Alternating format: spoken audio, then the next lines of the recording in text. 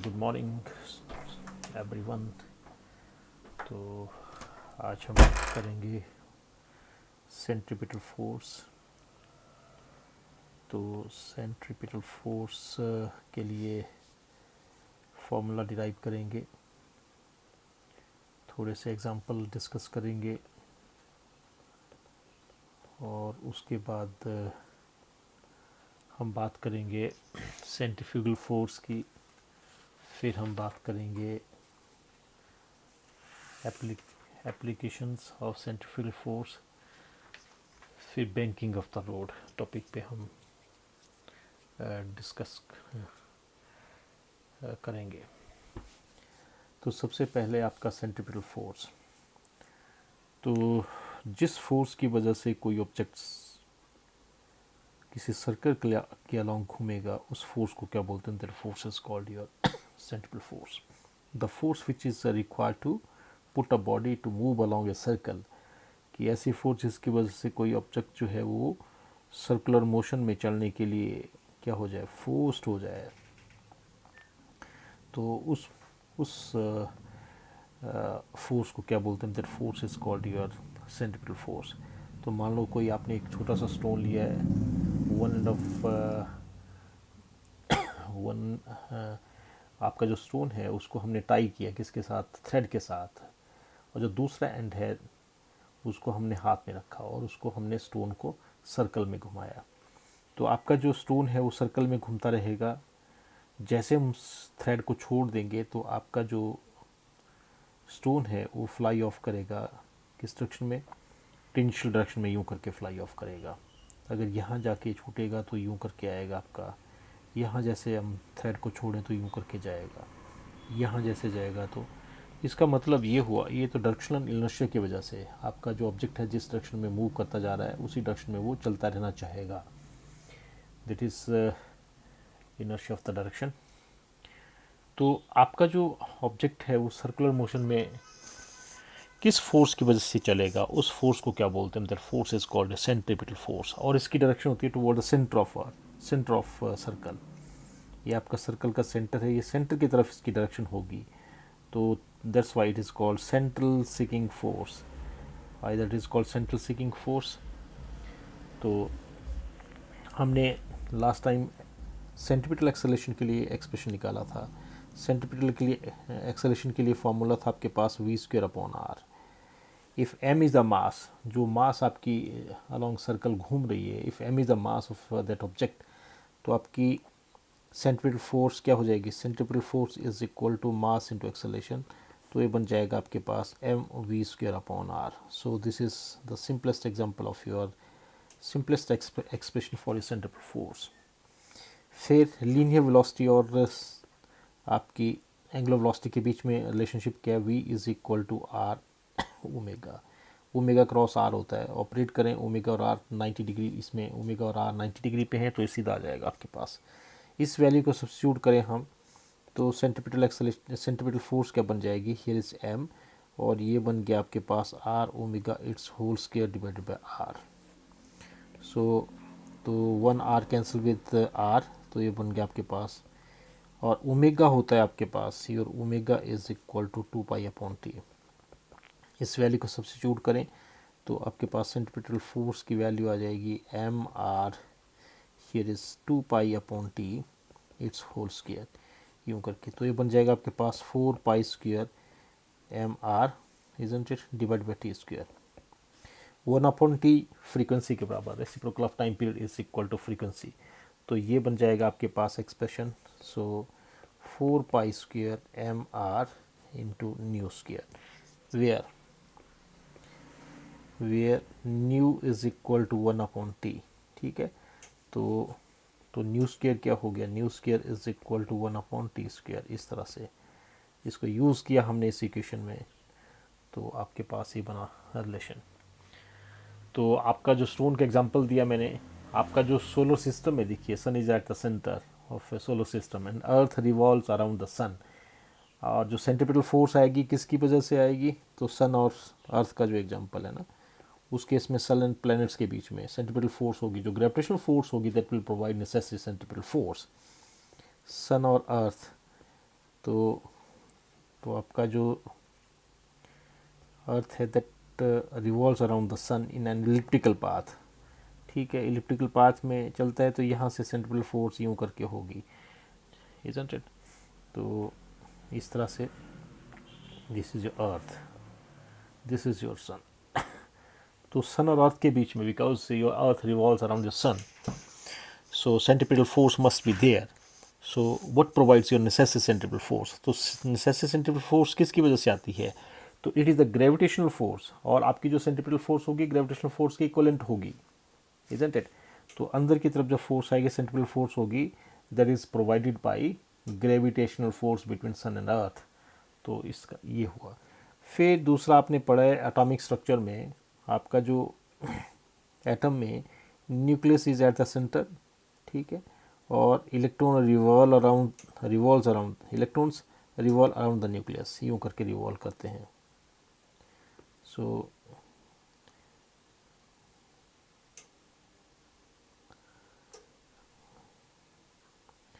तो इसका मतलब ये न्यूक्लियस है, न्यूक्लियस के अंदर प्रोटॉन और न्यूट्रॉन होते हैं, और इलेक्ट्रॉन आपके इसके चारों तरफ चक्कर लगाते हैं सर्कुलर ऑर्बिट में, अकॉर्डिंग टू बोह्र's एटॉमिक थ्योरी। तो यूँ करके चक्कर लगा रहे। तो इसका मतलब यहाँ पे there must be centripetal force, जो सेंटर जो सर्कल आपकी जो फोर्स है जो इलेक्ट्रॉन को सर्कुलर पाथ में चलने के लिए मजबूर कर रही है, उस फोर्स को क्या बोलेंगे? That is called your centripetal force. तो सेंट्रिपेटल फोर्स यहाँ पे किसकी वजह से अराइज हुई? तो यहाँ पे जो इलेक्ट्रोस्टैटिक फोर्स होगी, किसके बीच में? प्रोटॉन और इलेक्ट्रॉन के बीच में जो फोर्स ऑफ अट्रैक्शन होगी, इलेक्ट्रोस्टैटिक फोर्स ऑफ अट्रैक्शन जो होगी, that will be equivalent to your centripetal force। तो यहाँ पे ये होगी आपकी सेंट्रिपेटल फोर्स के यहाँ प्रोवाइड करेगी। तो इस तरह से हम डिफरेंट एग्जांपल्स को हम कोट कर सकते हैं कि जहाँ पे आपकी सेंट्रिपेटल फोर्स बहुत ही इम्पोर्टेंट रोल प्ले करती है। अब सेंट्रीफ्यूगल फोर्स देखिए जा। सेंट्रीफ्यूगल फोर्स, मान लो आप गाड़ी में बस में बैठे हैं, तो बस आपके सर्कुलर रोड में जा रही है, तो एकदम से शार्प टर्न है, वहाँ पे शार्प टर्न लिया जाता है। सारे के सारे पैसेंजर जो हैं वो जिधर को आपका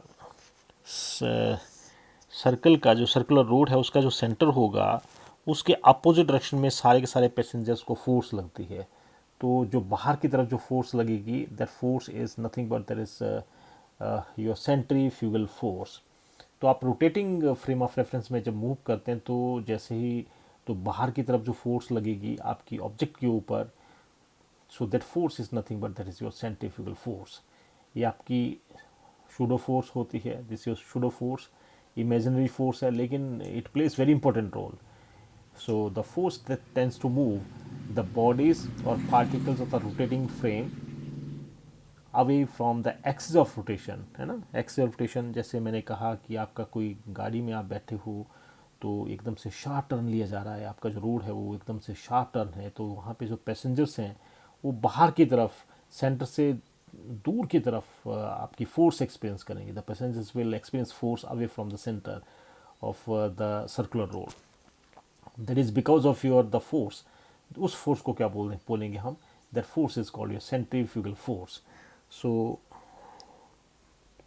सेंट्रीफ्यूगल फोर्स, तो it plays very important role, है ना। तो इसका जो मैग्नीट्यूड होता है, तो मैग्नीट्यूड तो आपका उतना ही होता है जितना सेंट्रीपिटल फोर्स का बराबर होता है।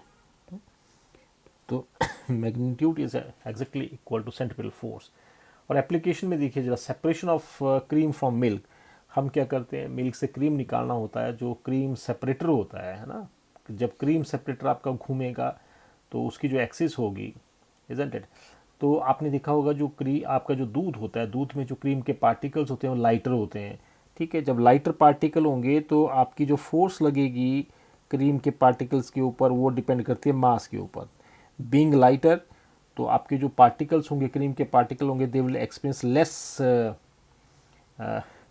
Less centrifugal force. और जो आपके जो मिल्क के जो पार्टिकल्स होंगे हैवी होंगे तो उनके ऊपर ज़्यादा फोर्स लगेगी। तो इस वजह से क्या होगा, आपने देखा है कि जब हम क्रीम को सेपरेट करते हैं तो आपकी जो दूध, आपका जो क्रीम है वो आपकी जो क्रीम सेपरेटर है उसकी एक्सिस, ठीक है, वहाँ पे कलेक्ट हो जाता है।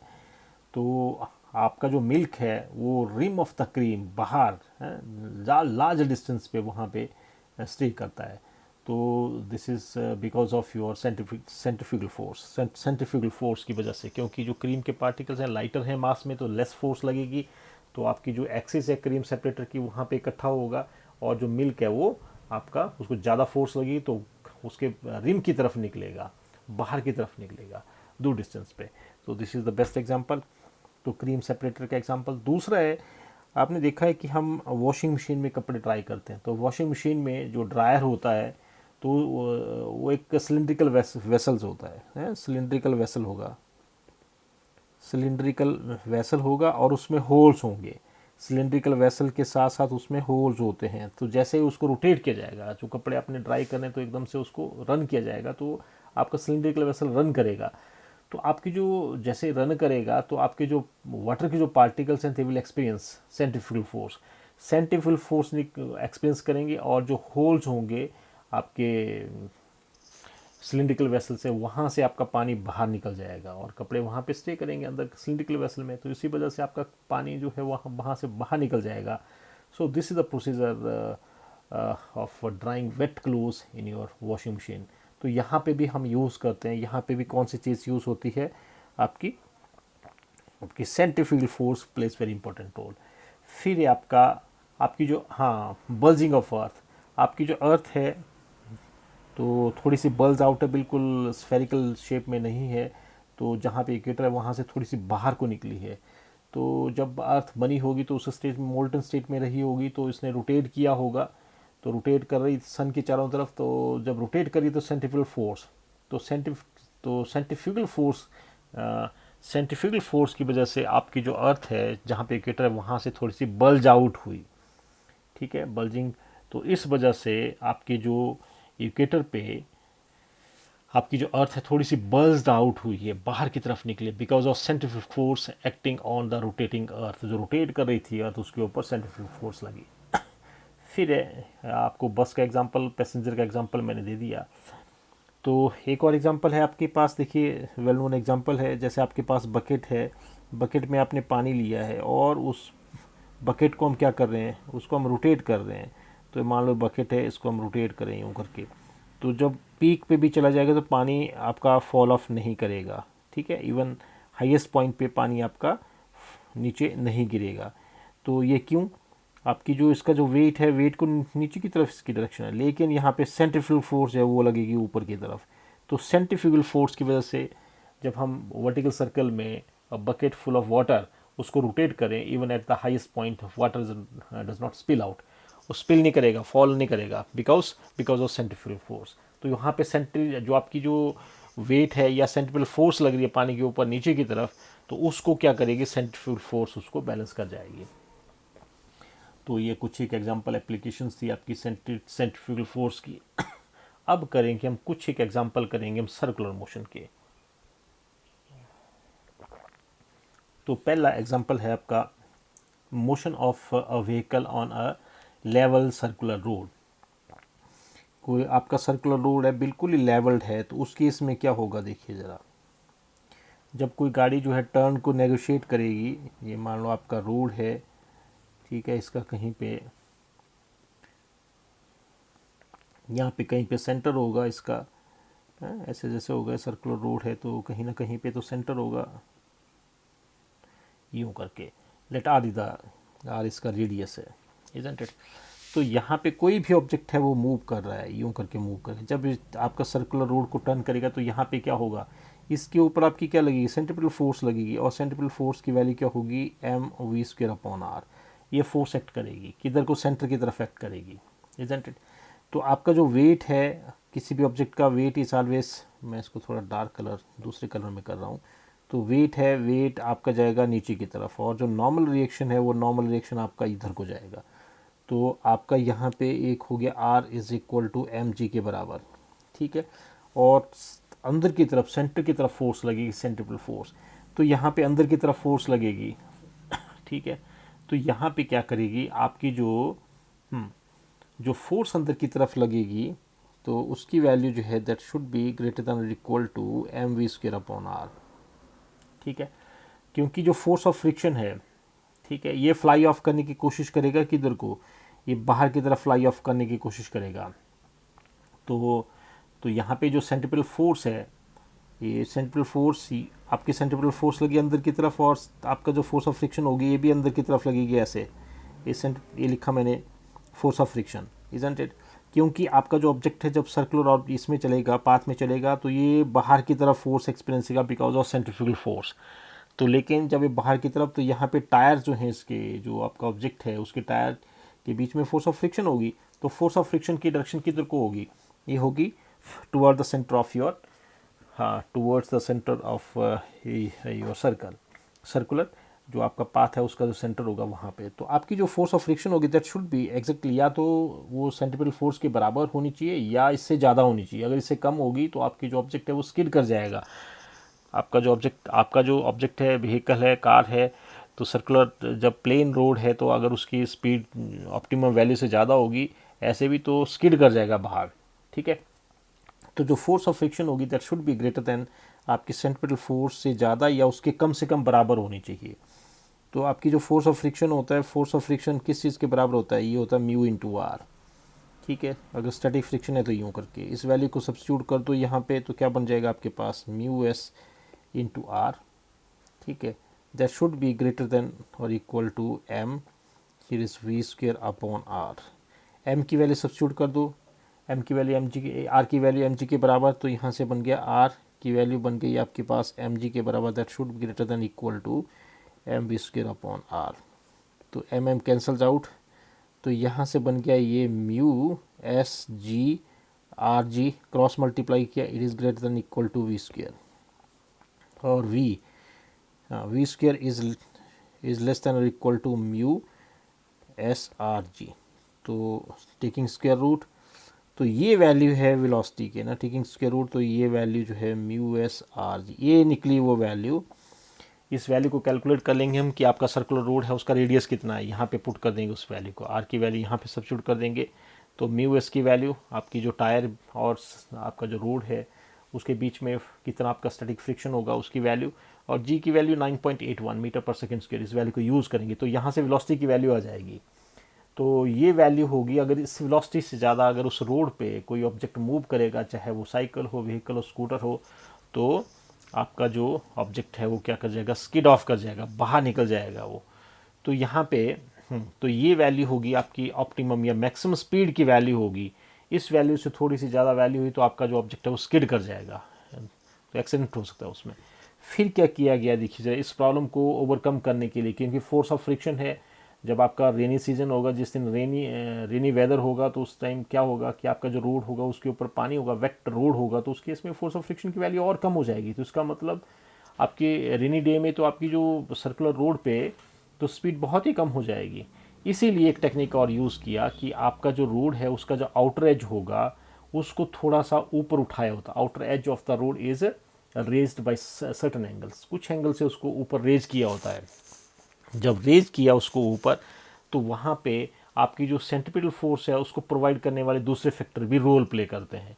तो उसमें तो यहाँ पे देखिए ज़रा, अब हम करेंगे कुछ एग्जांपल। मान लो ये आपके पास रोड है, सो सर्कुलर रोड है, सो ये आपके पास सर्कुलर रोड, इस रोड को, इसका जो आउटर एज है, इसका जो आउटर एज है उसको हमने रेज किया। वैसे तो पहले ऐसे था कि आपका रोड बिल्कुल लेवल था, अब इसको रेज कर दिया, आउटर एज जो है उसको उठा दिया ऊपर।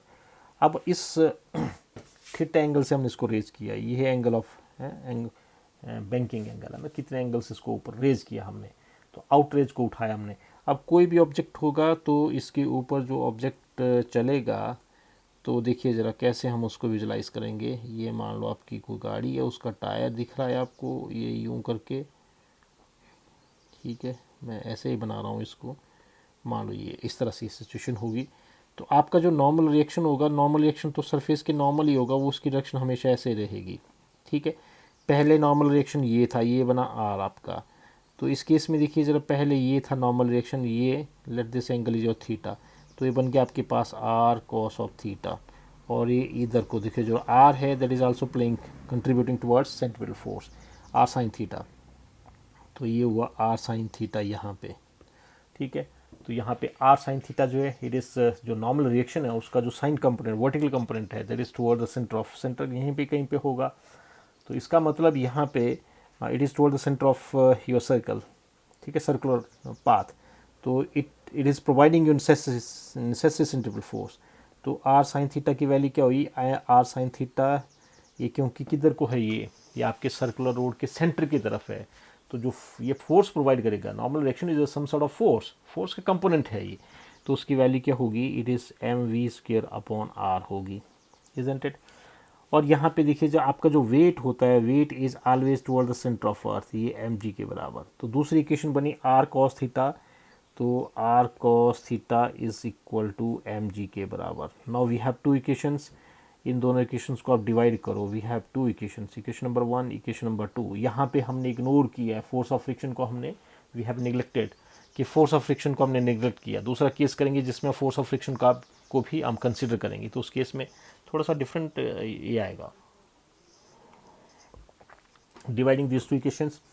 तो ये क्या बन गया, R sine theta upon R cos theta, ये बन गया आपके पास R sine theta upon R cos theta is equal to किस चीज़ के बराबर, ये हुआ M V square upon R divided by M G, ऐसे होगा। तो एम एम कैंसिल हो गया, so R R cancels out, तो ये बन गया टेंजेंट थीटा। तो जितने एंगल से हमने बैंक किया, रेज किया आउटरेज को, तो टेंजेंट ऑफ दैट एंगल, तो किस चीज़ के बराबर होगा, V square upon R G. तो वी स्क्वेयर की वैल्यू क्या होगी, ये रेस R G into tan of theta, तो वी की वैल्यू होगी square root R G tan of theta, ठीक है। तो म्यू जो है वो टेन थीटा के बराबर होता है, उसी की तरह का रिलेशन है ये। तो ये this is an expression which is the safe speed of the car to negotiate a banked road, है ना, ऑफ द रेडियस आर। तो ये होगी आपकी सेफ स्पीड, मैक्सिमम वैल्यू होगी स्पीड की। इसमें पुट करते चलेंगे, जैसे जैसे हम थीटा को इंक्रीज करते चलेंगे, वी की वैल्यू ऑटोमेटिकली इंक्रीज करते चलेगी। जितनी हमने बैंकिंग किया होगा, आपने सर्कस में देखा होगा, जो बाइक राइडर है वो बिल्कुल ही वर्टिकल, उसमें वर्टिकल सर्कल में आपकी बाइक को रन कर देता है, कार को रन करता है। This is because of that. तो उसको पता है कि वी की वैल्यू इतनी होनी चाहिए, कम से कम स्पीड की वैल्यू इतनी होनी चाहिए तक, ताकि वो बिल्कुल लूप करेगा उसमें। तो अब है नेक्स्ट है motion of a vehicle on A bank road, circular road. अब इस केस में सेकंड में क्या करेंगे, हम फोर्स ऑफ फ्रिक्शन को भी काउंट करेंगे। तो देखिए जरा, दोनों रोल प्ले करेंगे, बिकॉज फोर्स ऑफ फ्रिक्शन को भी हम निगलेक्ट नहीं कर सकते हैं। तो इस केस में क्या होगा, ये सर्कुलर रोड आपका, दिस इज सर्कुलर रोड, ये आपका इनिशियली ऐसे था ये, सो थोड़ा सा इसको यूं करके फिर हमने इसको ऊपर रेज कर दिया। इसके ऊपर कोई भी ऑब्जेक्ट रखा होगा, मैं यहाँ पे सीधे ही कोई बॉक्स की फॉर्म इसको शो कर रहा हूँ, तो यूं करके इसका जो वेट होगा, वेट की डायरेक्शन हमेशा, इसको मैं रेड कलर से बता रहा हूँ, अब जो कंपोनेंट्स लिखेंगे हम, weight is always toward the centre of earth, ये एम जी नीचे की तरफ, ठीक है। इसका जो नॉर्मल रिएक्शन होना है वो तो यूं करके होना, यूं करके, और यहाँ पे सो ये है नॉर्मल रिएक्शन जिसकी हमने बात की थी। दिस एंगल इज थीटा, ये एंगल भी आपका थीटा होगा, बिकॉज देखिए ज़रा, ये जो लाइन है, this line is perpendicular to this line and this line is perpendicular to this line. तो दो लाइंस के बीच में उतना ही एंगल जितना उनके नॉर्मल्स के बीच में होता है, वेरी सिंपल सा कॉन्सेप्ट, ठीक है। तो यहाँ पे जो फोर्स ऑफ फ्रिक्शन होगी, फोर्स ऑफ फ्रिक्शन की डायरेक्शन होगी यूं करके होगी फोर्स ऑफ फ्रिक्शन। तो फोर्स ऑफ फ्रिक्शन ये है एफ, इसको रिजॉल्व किया हमने, ठीक है। तो यहाँ से ये यूं करके इसके दो कंपोनेंट्स होंगे, एक ये, तो यहाँ पे देखिए जरा, ये एंगल भी आपका, तो थोड़ा सा इसको मैं ओवरलैपिंग हो गई,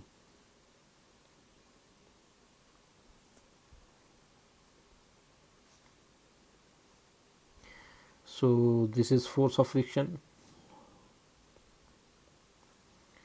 तो ये बनी आपकी फोर्स ऑफ फ्रिक्शन, यूं करके फोर्स ऑफ फ्रिक्शन। तो फोर्स ऑफ फ्रिक्शन के कंपोनेंट्स ये यूं करके देखिए ज़रा, तो फिर से वही कि ये जो एंगल होगा, this angle is your theta, ये एंगल भी आपका थीटा होगा, वही कॉन्सेप्ट। ये एंगल भी आपका थीटा। अगर ये थीटा हुआ तो इसका मतलब ये बना आपके पास एफ साइन ऑफ थीटा, नीचे की तरफ गया एफ साइन ऑफ थीटा, और ये गया आपका F cos of theta, F small F, force of friction है ये। ठीक है, तो यहाँ पे देखिए ज़रा, ये बना आपके पास आर कॉस ऑफ थीटा, और ये इधर को जो कंपोनेंट है, ये जो कंपोनेंट बना, ये बना आपके पास आर साइन ऑफ थीटा। बस अब जो सेंटर की तरफ, यहाँ पे कहीं पे सेंटर होगा, सेंटर की तरफ जो कंपोनेंट्स हैं आपके, उन कंपोनेंट्स को इक्वलाइज करेंगे हम फोर्स ऑफ किसके साथ, सेंट्रिपेटल फोर्स के साथ। तो कौन कौन से कंपोनेंट है, the components which are toward the centre of your circular road. तो पहला है आपके पास आर साइन थीटा, और दूसरा है plus F cos of theta is equal to किस चीज़ के बराबर, ये होगा आपका सेंट्रिपेटल फोर्स के बराबर, कम से कम M V square upon R के बराबर। दूसरा नीचे की तरफ कंपोनेंट्स, ठीक है, तो एक है आपके पास एम जी, तो फिर दूसरा है आपके पास एफ साइन थीटा, तो ये हुआ M G plus F sine of theta is equal to किस चीज़ के बराबर, आर कॉस थीटा के बराबर है ये। ठीक है, तो हाँ, तो इसको शिफ्ट करिए इधर, इसको शिफ्ट करिए इधर, तो क्या बन जाएगा, ये बन गया आपके पास M G is equal to R cos of theta minus F sine of theta, ये बनी। और पहली इक्वेशन ऊपर लिखी है, उसको मैं दोबारा से रीराइट कर रहा हूँ, let this is equation number 1, this is equation number 2। ठीक है, डिवाइडिंग इक्वेशन नंबर 1/2, पहले मैं इसको रीअरेंज करके लिख रहा हूँ। सो ये बना M V square upon R is equal to R sine theta plus F cos of theta. ठीक है, ये थी आपकी इक्वेशन नंबर 1। इसको डिवाइड किया मैंने इक्वेशन नंबर 2 से, लेफ्ट हैंड साइड को लेफ्ट हैंड साइड के साथ ये डिवाइड कर दिया मैंने यहाँ पे एम जी से। ठीक है, तो साइन ऑफ इक्वालिटी थोड़ा सा शिफ्ट कर जाएगा, यहाँ पे आएगा ये न्यूमरेटर और ये डिनोमिनेटर। एम जी की वैल्यू है आपके पास R cos of theta minus F sine of theta, यूँ करके। ठीक है, एम कैंसिल हो गया, तो यहाँ पे बना V square upon R G is equal to, ठीक है, इसको आप आर साइन थीटा से डिवाइड कर दो न्यूमरेटर और डिनोमिनेटर को, तो देखिए ज़रा क्या बनेगा, R sine theta plus F cos of theta divided by, इसको कर दिया मैंने आर साइन थीटा के साथ डिवाइड, और डिनोमिनेटर को भी मैंने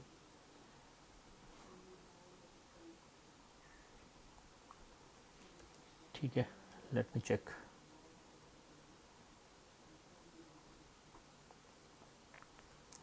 सो R cos theta minus F, ये हुआ साइन थीटा। देखो हमें चाहिए क्या, अपनी नीड के हिसाब से, तो हमें चाहिए एफ अपॉन आर, तो हमें हाँ, तो यहाँ से अगर मैं कॉस थीटा से डिवाइड करूँ तो ज़्यादा बेटर होगा, क्योंकि कॉस कॉस के साथ कैंसिल हो जाएगा। तो यहाँ पे instead of R sine theta, यहाँ पे आर कॉस थीटा के साथ हम इसको डिवाइड करेंगे, आर कॉस थीटा यहाँ लगा दो, आर कॉस थीटा। तो डिनोमिनेटर को भी मैंने डिवाइड कर दिया आर कॉस ऑफ थीटा से।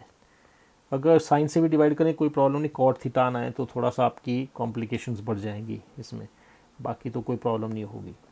तो ये बनेगा, इसके बाद आर, देखिए ज़रा, आर साइन थीटा सेपरेट करिए, R sine theta upon R cos theta, पहली टर्म ऊपर वाली न्यूमरेटर, सो ये बना F cos of theta divided by R cos of theta, ये कैंसिल हो जाएगा, एफ अपॉन आर, ये बना आपका न्यूमरेटर में। डिनोमिनेटर देखिए ज़रा, ये वो R cos of theta upon R cos of theta minus F sine theta upon R cos of theta, ऐसे बनेगा ये यूं करके, और इसको यहाँ पे यूज़ कर लो। तो अब देखिए ज़रा, ये आर आर कैंसिल हो गया, कॉस यहाँ पे कैंसिल हो गया, कॉस यहाँ पे, ये तो पूरा ही कैंसिल हो गया है, ये कैंसिल हो गया। तो यहाँ पे देखिए ज़रा, तो क्या बनेगा, ये बन गया tan theta, first term numerator में tan theta plus F upon R, F upon R क्या होता है, coefficient of friction, mu S के बराबर। तो ये बन गया 1 माइनस, तो ये बन गया आपके पास एफ अपॉन आर, और ये बना टेन थीटा साथ में, sign theta upon cos theta tan theta के बराबर। तो एफ अपॉन आर की वैल्यू सब्स्टिट्यूट कर लो अब, ठीक है। तो ये बन गया आपके पास tan theta plus mu S divided by 1 minus F upon R को म्यू एस पुट किया हमने, तो ये बना आपके पास एक्सप्रेशन, ठीक है। V square upon R G, V square upon R G की वैल्यू क्रॉस मल्टीप्लाई करिए तो V square comes out to be, ये हो गया आपके पास आर जी और ब्रैकेट के अंदर tan theta plus mu S और divided by 1 minus mu S tan theta. तो taking square root on both sides, तो v इज इक्वल टू, ये आ गया स्क्वायर रूट है ना, हो गया आर जी और यहाँ पे ten theta plus mu S divided by, तो ये बन गया 1 minus mu S ten of theta, ये बनी वैल्यू आपके पास, इजंट इट। तो अगर म्यू एस की वैल्यू, अगर आपकी म्यू एस की वैल्यू अगर फ्रिक्शनलेस सरफेस है तो mu S will be zero, तो v की वैल्यू क्या आ जाएगी, पुट करिए म्यू एस इसमें ज़ीरो, तो आपके पास क्या रह गया, ये रह गया आपके पास R G with in bracket tan theta plus zero divided by 1 minus zero into tan theta, zero हो गया, इजंट इट। तो it simply becomes, here is R G, here is tan of theta, a I value, this value, isn't it. तो ये था आपका, ऐसा ही expression हमने पहले निकाला था v, ठीक है। तो मिनिमम, हाँ, तो इसका मतलब there will be minimum wear and tear of the tyres of the cars moving with this speed. तो जब आपके पास फ्रिक्शनलेस सरफेस होगा तो मिनिमम आपका वियर एंड टियर होगा, फ्रिक्शनल फोर्स की वैल्यू ज़ीरो हो जाएगी। तो वैसे इम्पॉसिबल है प्रैक्टिकल लाइफ में फोर्स ऑफ फ्रिक्शन को निगलेक्ट करना, लेकिन कंडीशन लगा के देखा कि ये वैल्यू होगी आपके पास। अब लास्ट में देखेंगे बैंकिंग ऑफ अ साइक्लिस्ट। आपने देखा होगा जो साइक्लिस्ट होता है, मोटरसाइक्लिस्ट होता है, स्कूटर वाला होता है, जब आपके कर्व रोड को, है ना, कर्व आपका जो रोड होता है, जब वो उसको नेगोशिएट करना हो तो थोड़ा सा वो किधर आपके जो आपका रोड का जो सेंटर होगा, सर्कुलर रोड है तो जिधर को उसका सेंटर होगा तो उधर को थोड़ा सा लीन करता है, ठीक है। तो इसके पीछे भी रीज़न वही है कि आपकी जो नेसेसरी सेंट्रिपिटल फोर्स है दैट शुड बी देयर। अगर सेंट्रिपिटल फोर्स अगर वो लीन नहीं करेगा तो एकदम से गिर जाएगा, इजंट इट। तो इसको हम कैसे विजुलाइज करेंगे, मान लो ये आपका वर्टिकल एक्सिस है,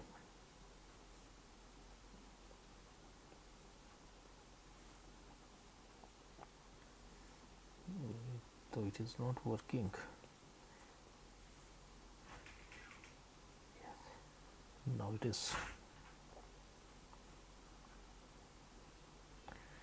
ये मान लो ये आपका ऐसे रोड है, इजंट इट, ऐसे सर्कुलर रोड है, तो ये लीन करेगा आपका जो साइकिलिस्ट है। तो ये मैं साइकिल के टायर को यहाँ पे शो कर रहा हूँ,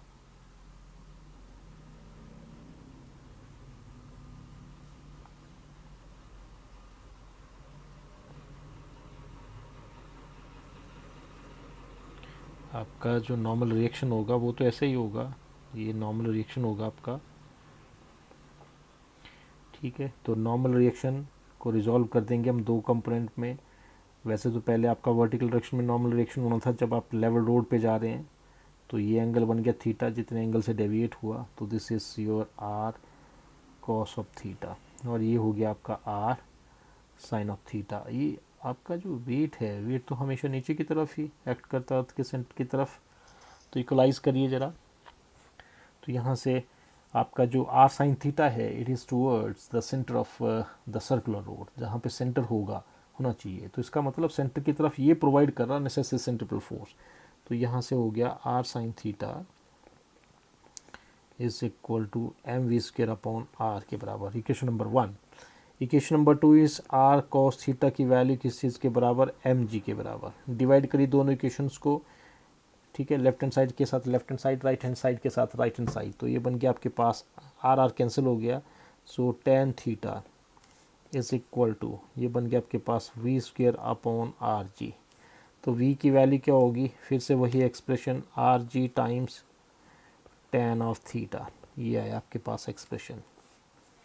सो तो इस तरह से हमने आपका जो साइक्लिस्ट है तो उसकी बेंडिंग को हमने एक्सप्लेन किया। अगर थीटा की वैल्यू निकालनी हो तो टेन थीटा निकला आपके पास, tan theta is equal to V square upon R ji.